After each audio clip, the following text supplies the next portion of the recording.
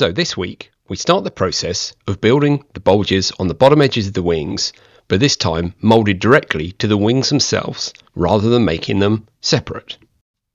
We start with the usual process of taping over the foam filler, but this time we also add a small seam of filler to smooth the radius between the flat wing and the curved bulge. This filler just helps the fiberglass to stick to both areas, as fiberglass really doesn't like going into very sharp corners. Then, with that done, it's on to the fiberglassing.